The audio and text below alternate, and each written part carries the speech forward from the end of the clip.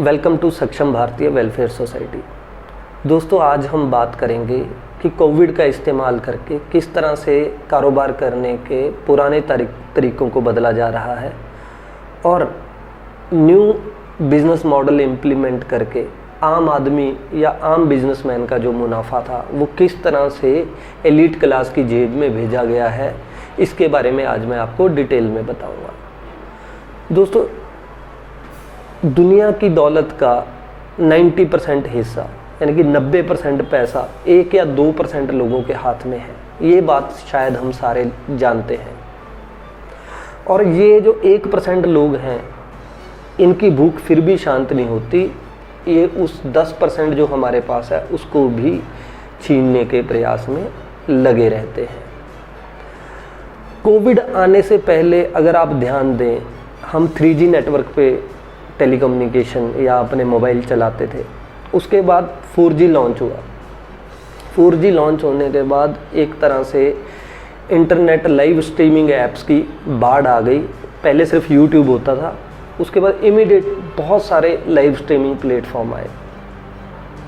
और देन आता है कोविड। कोविड के टाइम में सिनेमाज, मॉल्स बंद किए जाते हैं। अब मॉल में आम आदमी सिर्फ मूवी देखने जाता है अपनी फैमिली के साथ। मूवी ख़त्म होने के बाद वो रेस्टोरेंट में जाता है या बचे हुए टाइम में एज़ पर अपनी पॉकेट के हिसाब से वो शॉपिंग करता है। और वो शॉपिंग का पैसा मॉल के अंदर जो दुकानदार है, जो फ्रेंचाइजी होल्डर हैं, वो आप जैसे और हमारे जैसे लोग ही होते हैं, उनकी जेब में जाता है। और सिनेमाज जो हैं, जो बड़ी सिनेमा चेन हैं, इनकी ओनरशिप बड़ी कंपनीज़ के पास है। अब सिनेमा है तो उसको मेंटेन भी करना पड़ेगा। उसकी मेंटेनेंस के लिए स्टाफ, सिक्योरिटी सारा लगता है, जो कि एक बहुत लंबा चौड़ा खर्चा बैठता है। लेकिन एक लाइव स्ट्रीमिंग ऐप पे कोई ज़्यादा पैसा खर्चने की ज़रूरत नहीं होती। वन टाइम बन गई, एक ऑफिस में बैठ के आप अपनी ऐप को मैनेज कर सकते हो। आप देखिए, कोविड आने के बाद सबसे पहले मॉल्स और सिनेमाघर बंद किए गए और बड़ी बड़ी मूवीज़ लाइव स्ट्रीमिंग ऐप पे लॉन्च की गई हैं और हम लोगों को घर में बैठ के सिनेमा देखने की आदत डाली गई। कमाने वाले तो पैसा एडवर्टाइजमेंट से कमा रहे हैं जितना उन्होंने कमाना है। हम अपना डाटा खर्च के उस मूवी को घर बैठ के देखते हैं और एक सर्टेन अमाउंट, एक फिक्स्ड अमाउंट उस लाइव स्ट्रीमिंग ऐप वाले को हम मंथली पे करते हैं या जब भी हमने उसको एक्टिवेट कराना है। अब आप सोचिए, ऐसा होने से मॉल में जाने की जब आदत या फियर बना दिया गया एक बीमारी का, तो हम मॉल में नहीं जाएंगे और आने वाले 2 साल भी नहीं जाएंगे, डरेंगे कोविड से।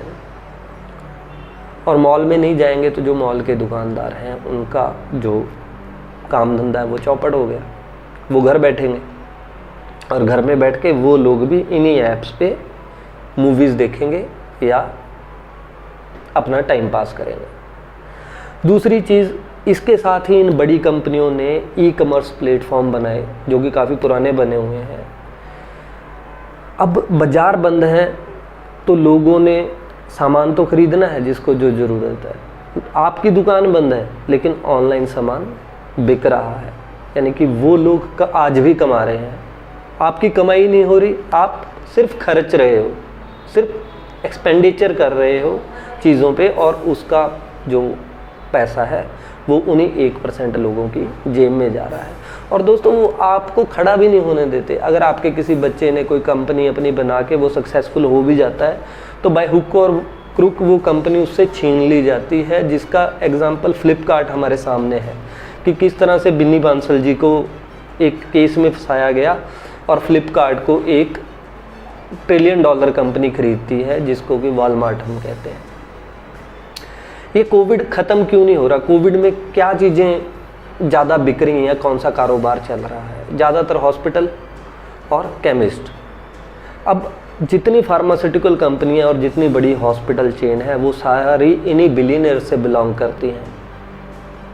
और दोस्तों, इन्हीं बिलियनियर की इंश्योरेंस कंपनीज़ हैं जो कि आज का अगर आप न्यूज़पेपर पढ़ेंगे कि कोविड का जो सेटलमेंट है, जो क्लेम सेटलमेंट है, वो 3 महीने इन्होंने लेट कर दिया। यानी कि आज तो आपकी जेब से इन्होंने पैसा निकाल ही लेना है।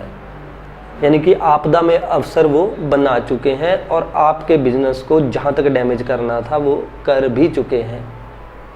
अब इससे बचेंगे कैसे? और आने वाले टाइम में रिसेशन की वजह से जो बेरोजगारी आने वाली है, जो भूखमरी आने वाली है, उसको हम काबू कैसे कर सकते हैं?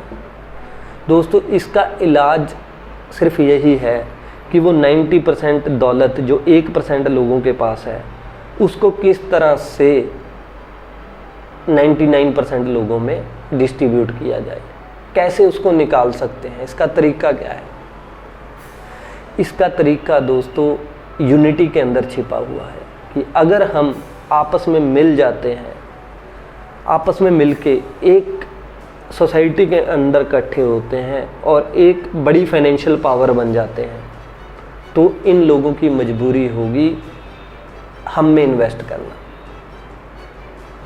और जब ये हमारे पास में इन्वेस्ट करेंगे, हमारी कंपनियों में इन्वेस्ट करेंगे, हमारे बच्चों में इन्वेस्ट करेंगे, तभी वो पैसा हमारे पास आ सकता है, अदरवाइज़ नहीं। अदरवाइज़ हम लोगों को सफ़र करना ही पड़ेगा, जो कि आज तक भी हम शुरू से करते हैं। आपको याद होगा, कोई भी आदमी जो गरीबों की हेल्प करता है किसी भी वे से, हम उसको रॉबिन हुड कहते हैं। अब रॉबिन हुड कौन था? क्या करता था वो कि वो आज तक पॉपुलर है? वो अमीर लोगों की तिजोरियां लूटता था और उस पैसे को गरीबों में बांट देता था। दोस्तों, आज की डेट में तो तिजोरी ही नहीं है, किसी घर में तिजोरी नहीं है। आप किसी ट्रिलियनर को भी या बिलियनर को भी लूटने जाएंगे, उसके घर में आपको कुछ चंद हज़ार डॉलर या कुछ ऑर्नामेंट मिल जाएंगे, तो उसको आप गरीबों में बांट भी दोगे तो क्या भला होगा। इन्होंने की जो इन्वेस्टमेंट है वो अलग अलग कंपनीज के शेयर्स में, एंटीक्स में, पेंटिंग्स में ये लोग अपने पैसे को इन्वेस्ट करके रखते हैं, जिसकी हमारे लिए कोई वैल्यू ही नहीं है। आज की डेट में रॉबिन हुड पुराने वाला नहीं चलेगा कि इनकी तिजोरियों को लूटा जाए। आज की डेट का रॉबिन हुड अगर बनना है तो इन्हीं के तरीके से इनको मात देनी पड़ेगी, तभी इन लोगों की भूख शांत होगी। हमें तसल्ली करके बैठना नहीं है, हमने एक दूसरे के साथ खड़े होना है। दोस्तों, हमारी जेब से पैसा निकाला कैसे जाता है? कंपनीज इन लोगों की, एडमिनिस्ट्रेशन इन लोगों की, रूलिंग एलीट ये राज करने वाले, शासन करने वाले ये लोग। हमारे बच्चे जो हैं वो पढ़ते हैं इन लोगों के स्कूलों में, यानी कि जो ये सैलरीज या अदर टर्म में हमें पैसा देते हैं वो भी हमारी जेब से निकाल लेते हैं, क्योंकि एजुकेशन ही इतनी महंगी है। और कल को अगर हम खुद अपना पैसा खर्च के अपने बच्चे को डॉक्टर, इंजीनियर, IAS, IPS बनाते हैं, तो भी वो इन्हीं के लिए काम करता है, इन्हीं का पैसा बढ़ाने के लिए काम करता है। अपने लिए हमारे पास क्या है? अपने लिए अगर हमने अपने एसेट्स को बचाना है, अपनी लाइफ को सुधारना है दोस्तों, हमें भी एक फाइनेंशियल पावर बनना पड़ेगा। अकेले अकेले हम नहीं बन पाएंगे, इकट्ठे होके हम बन सकते हैं। और ऐसे बहुत सारे अननेसेसरी खर्चे और बहुत सारी इस तरह की चीज़ें हैं जो कि हमें अपने दायरे से बाहर नहीं आने देती। रोटी कपड़ा मकान, इस सोच से हम बाहर नहीं निकल पाते। उन चीज़ों से बाहर निकलने में मदद करेंगी हमारी ये सक्षम भारतीय वेलफेयर सोसाइटी को। इसीलिए मैंने फॉर्म किया है कि हम बहुत सारे मॉडर्न रॉबिन हुड पैदा करना चाहते हैं जो कि सोसाइटी की मदद करेंगे। 90% जो पैसा 1% लोगों के पास है, उस पैसे को निकाल के 99% लोगों में बांटने का।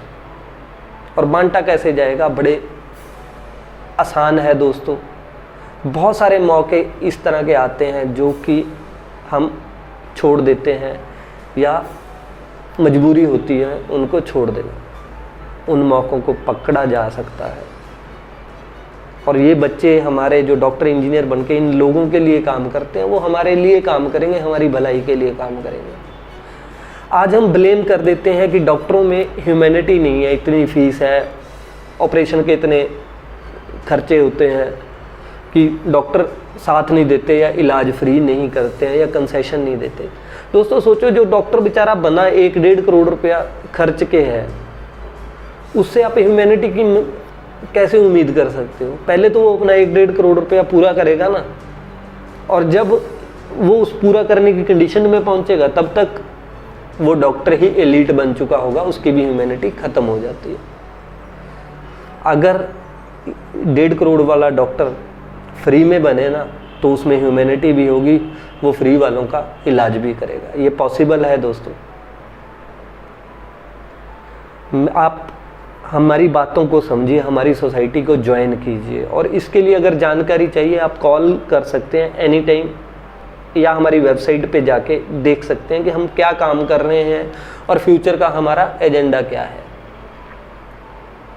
एजेंडा है दोस्तों बहुत सारे मॉडर्न रॉबिनहुड पैदा करना, और एक ऐसे तरीके से हमारी लूटी हुई दौलत को हमारे पास वापस लेके आना, जिससे कि ना तो हम कोई इलीगल काम करें, और लीगल तरीके से हम इन 1% जो ज़ॉम्बीज़ हैं, ये जो हमारा खून चूस रहे हैं, इनसे अपने आप को बचा पाएँ।